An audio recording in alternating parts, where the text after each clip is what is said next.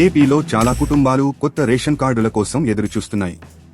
ముఖ్యంగా కొత్తగా పెళ్లైన చాలా మందికి రేషన్ కార్డులు అందక ఇబ్బందులు పడుతున్నారు.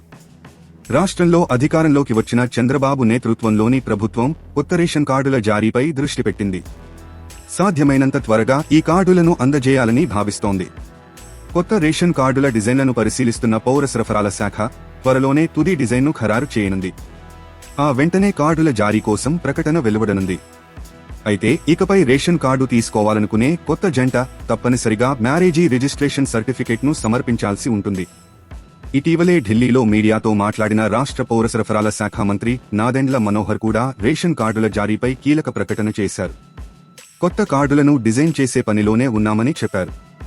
కొత్తగా వివాహమైన జంటలు కొత్త రేషన్ కార్డు కోసం చాలా ఇబ్బందులు పడుతున్నారని, ఇలాంటి సమస్యలను పరిష్కరించే దిశగా నిర్ణయం తీసుకోబోతున్నామని నాదెండ్ల తెలిపారు.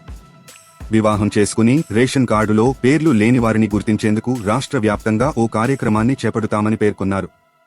కొత్త రేషన్ కార్డులను తప్పకుండా జారీ చేస్తామని స్పష్టం చేశారు. కొత్త రేషన్ కార్డుల జారీ ప్రక్రియలో భాగంగా ముందుగా ఎవరైతే వివాహం చేసుకుని పేర్లు నమోదు చేసుకోలేదో వారిని గుర్తిస్తామని మంత్రి నాదెండ్ల క్లారిటీ ఇచ్చారు. మొత్తంగా చూస్తే త్వరలోనే ఏపీలో కొత్త రేషన్ కార్డుల జారీ ప్రక్రియ పట్టాలెక్కే అవకాశం ఉంది.